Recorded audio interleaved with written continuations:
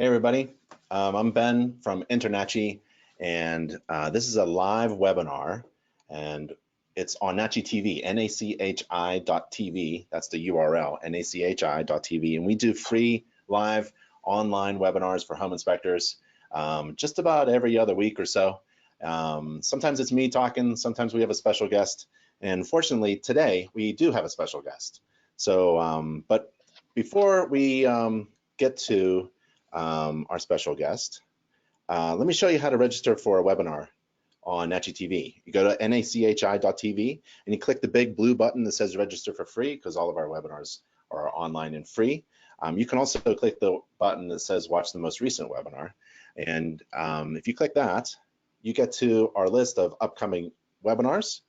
And if you scroll down, we categorize the different types of webinars that we had. We record every webinar and we upload it to YouTube, our YouTube channels. And so if you wanted to see some webinars about home inspections or software, or check out the best vendors in the inspection industry, we have those tabs as well.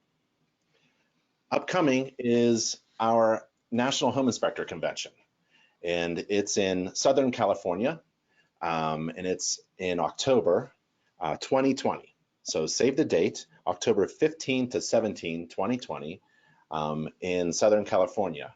Let's see, a couple of years ago, we were in the East Coast, Atlantic City. That was a lot of fun, above a casino. Everybody had a lot of fun in Atlantic City. And then last year, we had a different kind of thing, like a family-oriented kind of fairgrounds with a lot of games and children running around. And that was a lot of fun too. But this one in Southern California, we have a convention site. A traditional big convention site holds a couple thousand people. We're going to be serving breakfast and lunch and having lots of fun there for a couple days. Big opening night reception. So it's going to be a lot of fun. Perfect weather in Southern California in October 2020. Save the date. Have a fun business trip. And but today we're talking to Peter Hopkins, my buddy from United Infrared, and he does a lot of stuff for the inspection industry, and he's going to be talking to us today. And Peter, I went on your site, unitedinfrared.com, and there's a ton of information there. And I see you do online classes and live training, and I realized that you just did a convention site, the Thermal Imaging Conference. How did that go? Oh, it went excellent. We had it here in Southern California, so we prepped the weather for you for next year. It should be exciting. You guys can count us in. So yeah, our company's really designed around advanced application training. So, whereas for the home inspectors that do a part of the commercial aspect, that's a lot of where our training is focused. We do have some courses specific to home inspectors, but for the guys who do more commercial and are looking to expand, that's where our company's has a lot of focus. Cool. Well, I'm going to click a button on my side, and I'm going to give you control of the webinar, and you can take us through. All right. Well, provided you can see my screen, we're going to start to learn a little bit about moisture today. The topic of our speaking today is chasing water with thermal imaging. We're going to go through some best practices, some basic understandings for you guys in infrared cameras and moisture meters. So what we want everybody to kind of understand is a little bit about the basics, and keep in mind, obviously, within any training, especially in 30 minutes or so, you're not going to have everything you know about to going out and doing this. So, my goal is to make things as simple as possible. I can't really make it that simple for you, but I obviously want you to understand that with trainings like this, it can give you some more insight to understanding how to move your business forward with these particular applications and tools. So obviously, with time and experience, you will gain those. Many times you'll find that you're paying for time and experience, like your attendance at the InterNACHI national conventions, where you have these experts in the field that will be training. So it's good to invest your time for those events, because you can obviously elevate your earnings with doing so. So what we want to talk a little bit about is path of least resistance. Obviously, this is the physical or metaphorical pathway that provides the least resistance to forward motion. And there's reasons why I bring this up, and that is to understand kind of water in that regard. You know, we have a lot of tools like navigation systems. You know, what would we do without them? For those guys that have been inspecting a long time, you'll realize, you know, you used to have to use a map and you would use that map while driving. And now your computer in your car is telling you which way to go. So obviously we're looking for the simplest path. People, they choose paths for different reasons, some very crazy, some that we would never think of, or just simply plain stupid.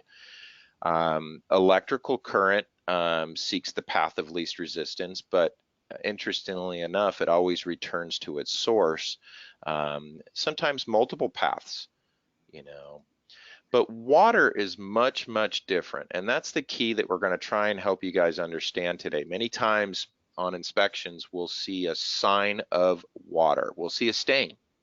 And often people, inspectors will say, hey, it's right above it, or the condition is, you know, that's causing this water is right above it. And what I want you to understand is that is not the case many times. Water will take the path of least resistance, but it doesn't care how long it takes to get there. So as you can see with the evidence of some of these aerial shots. So this is an aerial shot of a river, and what I want you to know as the crow flies, uh, that is about 5,700 feet from this elevated shot. Now, for anybody who wants to know, Google Earth will give you this opportunity to measure this. But when you actually measure the length of that river, you'll find that it's over 14,000 feet long.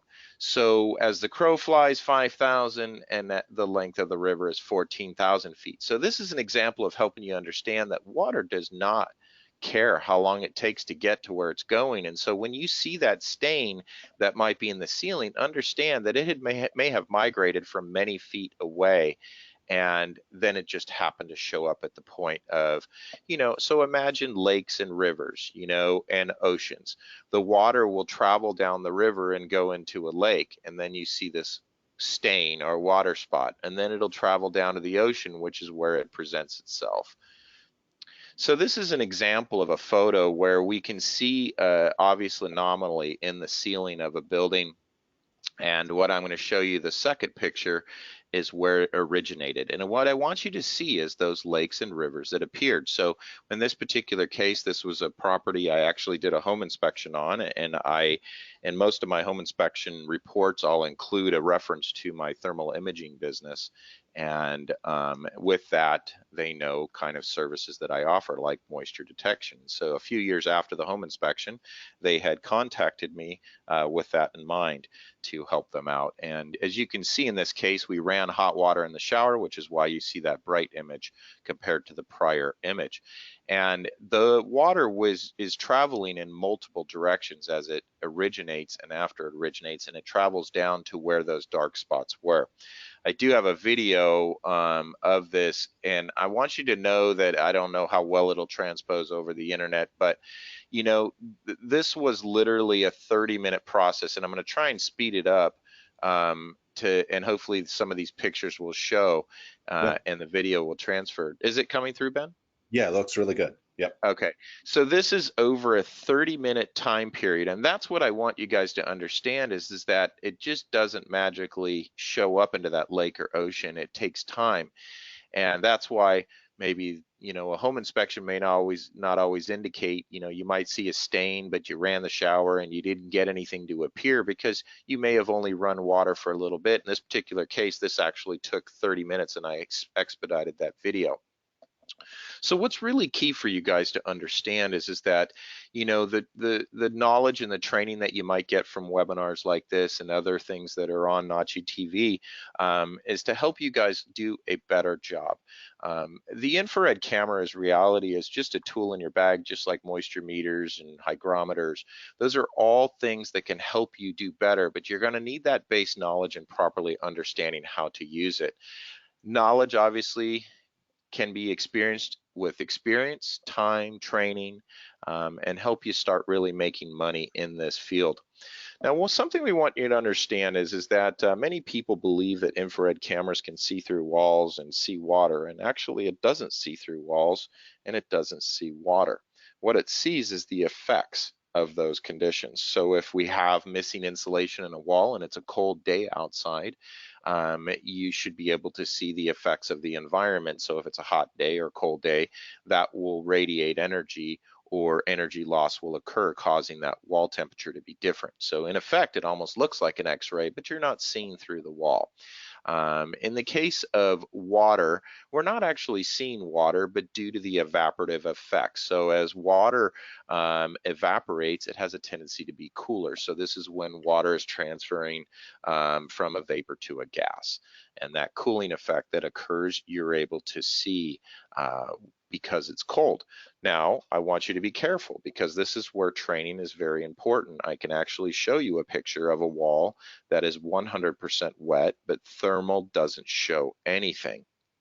And this is because of environmental effects and an effect that occurs where heating and cooling occur in the residence, where a wet material will actually equalize the environment. And so that's where other tools like moisture meters will be important to help see that. So good training is important, so that you guys understand that going into it. Be careful not to say it's, not wet just because you happen to look at it with an infrared camera. Now, a common question with a lot of inspectors is the types of tools that we use, and what do you need on a home inspection? And the reality is that there are guidelines like ResNet that establishes insulation minimum resolutions required. In optimal conditions, I'm sorry to say, but the crappiest infrared camera out there will actually do the job in perfect conditions. And as the conditions worsen, it's sometimes many times difficult here in California, where we get 70 degrees days outside all the time, and you get very small temperature deviations between inside and out, and sometimes with wet areas. The higher resolution cameras will obviously do a better job, but that's a significant investment for inspectors. You will see ResNet guidelines that state you need to be a 120 by 120 resolution minimum. But the good news is I got in the business in infrared and wrote a business plan in 1999. And I can tell you, I still have my original quotation for an infrared camera, which was $75,000. And the good news is today you can buy these in the hundreds of dollars versus the many, many, many thousands of dollars where I spent in actually 2005 when I finally purchased my first infrared camera. I spent $20,000. And I can tell you that the small little camera on the far top left, these little things that plug into your phone, that has far more power at $400 than the camera that I purchased in 2005 that I spent 20 grand on. So they've come a long way. The cameras themselves, I'm going to tell you the big difference. Any of them will do the job when it comes to current moisture conditions, and obviously the right conditions like the environment. And as long as you understand what you're doing, any of the cameras will do the job. The biggest difference between them all is marketing. Some guys just want that marketable aspect. For those guys that are out charging more for their inspections, I'm going to encourage you to probably, the clients want to see something that looks like an IR camera. And so that's where the middle row might be doing it. And then if you're doing professional thermography, you might invest in the higher resolution, larger, bulkier cameras. But for most home inspectors who are using it as an add-on, a simple add-on, something less than $100 extra on an inspection, any of the cameras in the left column will do the job. The clients will see that at that end result of that image, but that's the main thing to know. By the way, when we talk about things like the ResNet standard, that is something that if you do insulation inspections, it could be used against you in a court of law, and they do establish minimum resolution requirements. But that FLIR one at $399 retail actually meets that requirement. So same thing with the SeekShot Pro.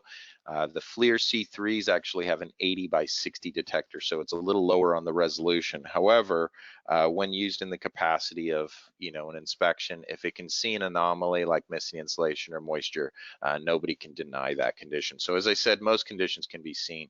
So that's the basic understanding: is what are you doing with an infrared camera? Is it a marketing approach, or is it trying to just have that tool available? And as I said, the pricing is there, that it's reasonable for everybody. We're going to talk a little bit about moisture meters so that we can have a firm, better understanding of them. They are a necessary tool that if you're choosing to go do moisture inspections, that you will have this. And this is there to validate the anomalies that you find with a thermal imaging camera. Proper use and technique are necessary for accurate reporting. I'm going to tell you, I get calls all the time of people that don't really understand what moisture meters do, and they believe that hey, I see 18% moisture, is that wet? And the answer simply is I need more information. But just because you put a moisture meter at a wall and it tells you a moisture reading doesn't necessarily mean that that is a elevated moisture reading. You want to first see those conditions with your infrared camera and then use the moisture meter to validate. You're going to do what's called a baseline, where you're going to image in a known dry area with your moisture meter, and then you use it to the wet area, and you're looking for that increase. But do know that all moisture meters are rated in WGE, and that is wood grain equivalent. And so for you, I'm going to give you guys one big nugget. Do not ever report moisture content in your reports. Use the words elevated or increased moisture, but if you state percentages, a fine lawyer will find his way into your pocketbook, so be careful on that. Two types of moisture meters on the market. We've got a pin and pinless, and the differences between the two, obviously pinless meters, they're the non-destructive type. You can use these on materials, but there are false positives that can occur. It's by capacitance, and pin meters are by conductance, and so that's measuring that resistance between those electrodes. There are some pros for pin meters. It's excellent for testing materials where metal may not be suspected. So sometimes, many times in your wood walls, but keep in mind screws and things can set these meters off. They're very accurate. I'm sorry, I'm speaking on the pin, is that they can be excellent where metal.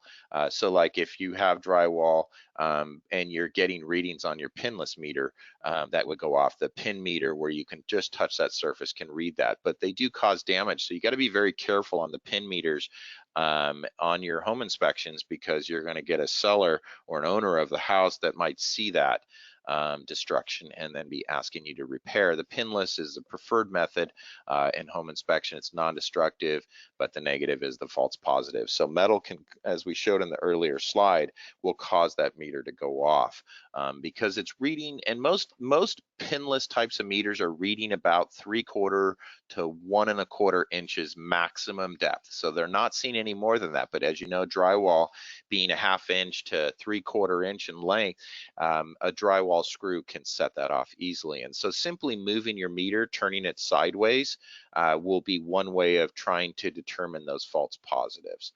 As I stated, moisture meters are calibrated in percentage of moisture content in the wood. Different species of wood are different, but here's just kind of in a paragraph. I'm going to read this so you kind of have an understanding. For relating wood properties to moisture content, the moisture content is defined as the weight of the water contained in the wood expressed as a percentage of the oven dry weight of the wood. That means if we completely dried that wood out, they take the weight of it. Then they wet that wood and they then weigh it. If the wet wood as a percentage to the dry wood, they can then determine the percentage of moisture in that content. So that'll range from 0 to 100. Now, naturally, because of humidity and properties, that moisture content can be higher. So I want you to be careful and understand that going into it. So pin and pinless meters will read differently. As I said, many times you'll see a moisture meter, like for example, Tramex has a 0 to 30. And I get people calling me saying, well, Peter, it says 30. I need to know percentage. Well, they do have a comparative scale, but 30 points on the Tramex Moisture Encounter Plus is pretty much 100% wet. But 18% does not mean it's a current leak. You can have that naturally with humidity and just the environment. So you must complete baseline surveys, and you must speak in elevated moisture terms on survey, not actual moisture content. And again, We're trying to protect you guys to keep you safe out there. This is the most expensive moisture meter on the market. This is called an RWS, but this happens to be one of the only meters that you can actually dial in sensitivity.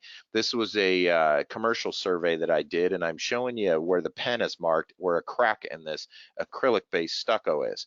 Acrylic-based stucco is a waterproof kind of stucco where water's not going to go through it. You can see that by the water droplets on the stucco itself. But in this particular building, I was paid many, many thousands of dollars to come in and bring my expertise. And what we're showing is how that crack in the stucco is the point of water entry. So I did this above and below the crack, and you can see that the moisture content. I set this meter to a very sensitive reading, but not sensitive enough where it would read the metal studs behind. So I can dial down sensitivity where I just want to read maybe a 1/4 inch into the stucco. And so that's a nice feature with this meter. For those doing moisture investigations, it's a good investment. Also, that meter is expressly used on commercial inspections. Due to capacitance, commercial roofing materials will maintain the energy of the sun, and wet areas will show differently than dry areas. And so that's what we're showing an example here. Again, the moisture meter is used to validate conditions that we find. So we're going to go through a few cases to give you guys a little bit of an understanding of what we can see on the thermal camera. Some from very simple cases to clients complaining about mold and stuff in cabinets and why is it occurring, and using your infrared camera, and these can be very low resolution.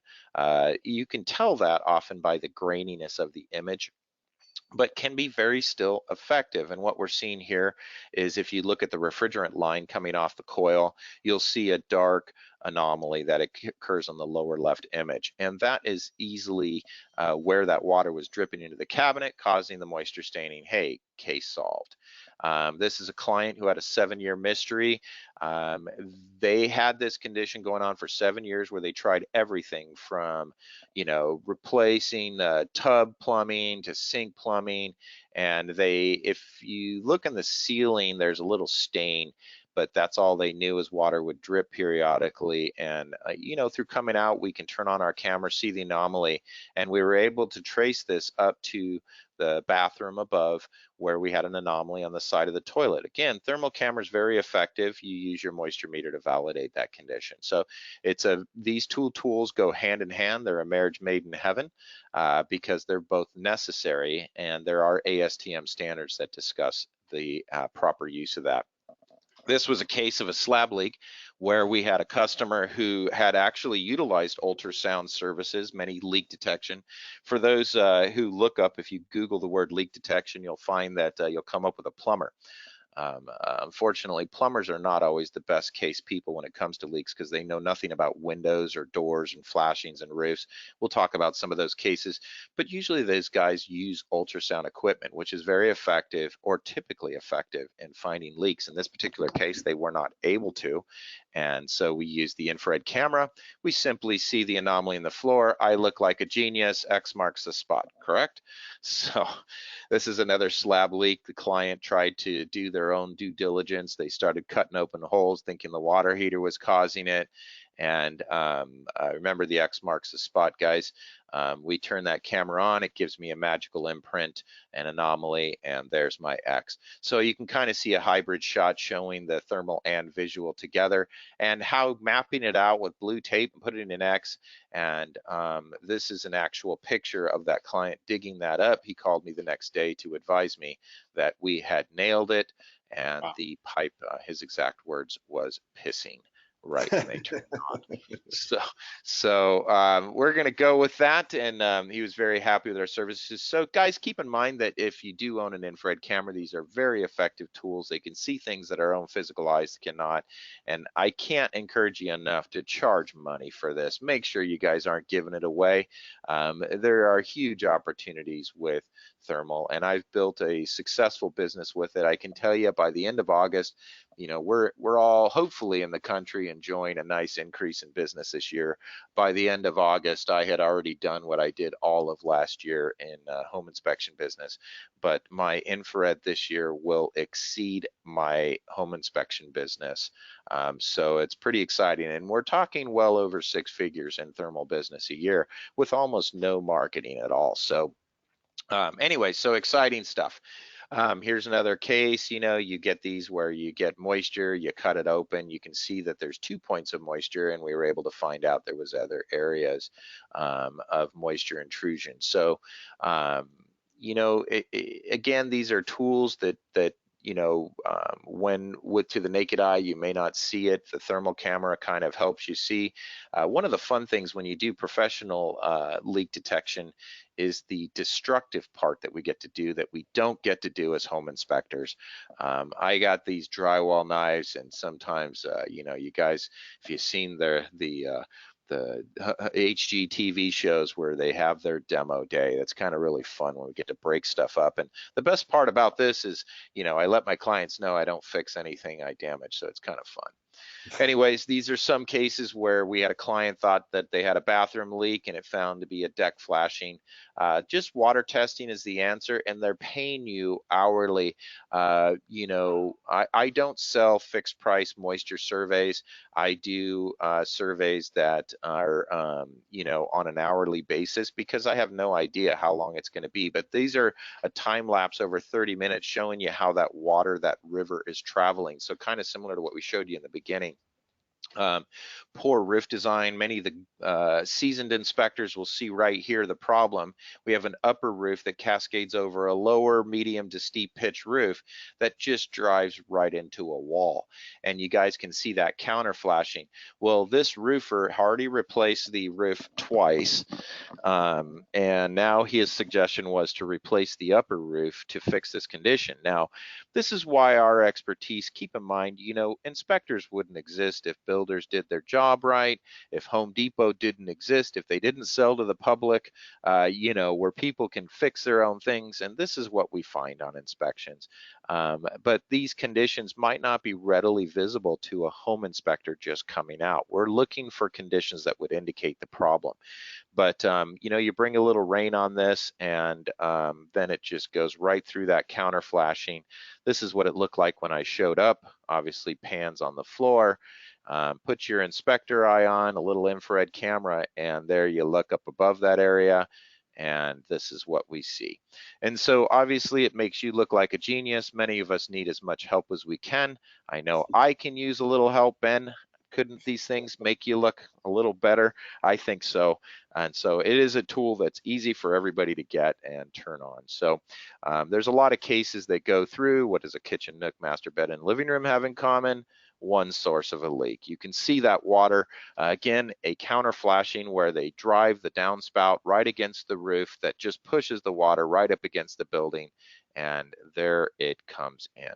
So and then commercial aspects, where we talk, the opportunities are endless. This is a project that went on for 6 months with every expert in this $20 million building, where nobody had any idea where leaks were coming, and they retained our services. This is what I came to. I showed up and had holes all over the walls cut. They're trying to figure out where the leak's coming from. And they're pulling their hair out. And so obviously turning on the infrared camera will give you the clues. And so remember when I showed you that picture earlier with the Tramex RWS, this is the picture that helped guide me to that. So we were up on a boom lift and we were able to solve that crime. So before, above, and below, and we were able to track that they were missing the lintel, the flashing above the window. So stucco, acrylic, water went in, had no way of getting out. As many people know with commercial buildings, these windows are just inset into the wall and they're sealed, but that water was coming in through. So, we get cases where people get water leaks like this and they have no idea where it's coming from. They think it's a planter. They invest a lot of money fixing planters, and just with some expertise, which many of you guys already have, you just have resisted to going out and creating a branch of its own. As inspectors, we make recommendations that people get expert people to review these things, but they don't know who to go to. Do you go to a handyman? Do you go to a contractor who doesn't know what he's doing? So you guys already have that eye to finding defects, and you either have already invested in the tools or going to soon, hopefully. But obviously those things can be seen, and you can create a thermal business of your own. Again, remember the destructive testing, it's a fun part. Many times I get to direct the show where the contractors are there with me and I'm advising, cut that wall, cut that wall, cut that wall. And this again, right outside this window is a planter, and we know that the water was coming from the roof. And so that's the case here where the water was traveling on the roof. They thought it was the planter. It turned out they put in gutters 2 weeks before the leak occurred, and the guy who did the gutter, he just nailed right into the soffit, and so that water hit the roof, hit the nail, flowed right into the soffit, and came down the wall. Voila, makes money. All right, so keep in mind that there's a lot of different training opportunities. NACHI has training, there's other groups, there's certification. I want to kind of dispel some of it for you guys. Really, in reality, as far as international being recognized, level 1 through 3, whether it's infraspection or infrared training center or so, they have a certification by ASNT standards, and those are recognized pretty much by every Fortune 500 company. However, do you need that? If you're doing home inspections and doing, you know, this add-on service, maybe charging an extra 100 for doing the infrared, I believe that all those are beneficial and they will help you, that may not be needed. But if you plan to do it professionally, you're certainly going to want to look into level 1 through 3 certification. We have a course for home inspectors. It's the Home Inspect IR. I've trained over 3,500 home inspectors with this training. And it's like a 5-hour course that can be done live or online. And honestly, that will be just as sufficient. NACHI's had a certified program. So Monroe has a program, and any of these are good for home inspectors. They'll be great. But like I said, if you plan on doing standalone work, you probably want to look into the level 1 through 3 certification options. I know that InfraSpection's worked with InterNACHI as well, so there's some options there that may be available, or obviously United Infrared has solutions for you in that regard. We created a course specifically for mold guys and home inspectors. It's an 8-hour course, residential moisture inspector, that goes through specific things like building science, thermal imaging science, moisture meter standards, and report writing and marketing. And it's specific to helping you guys understand how to properly use these tools. We have specific things for local events and chapters. I just taught this out in Florida not too long ago. So, you know, if you guys have chapters or groups or even large events that you're looking for this, we have options for that. I want to kind of close out with any questions that might happen, but I want to leave you with one good case. I want you always to understand that it's not always what you think. This is a client who called us because they had a leaking shower, or so they thought.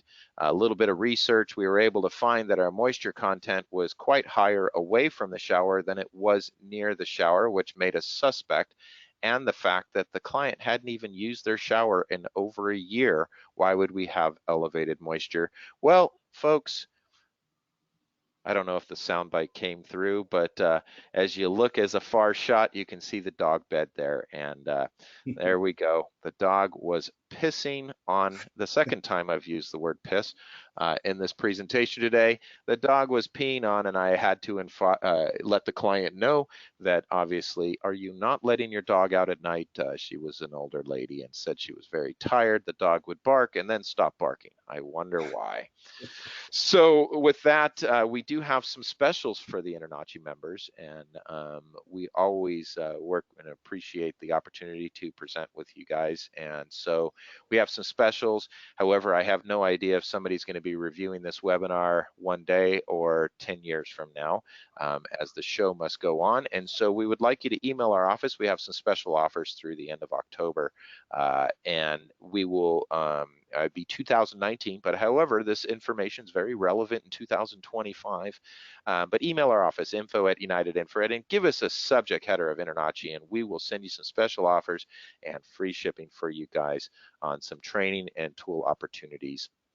And with that, I hope this presentation was enlightening to you in your business, and I hope you understand some of the many ways that you can chase water with thermal imaging. There's my direct contact information.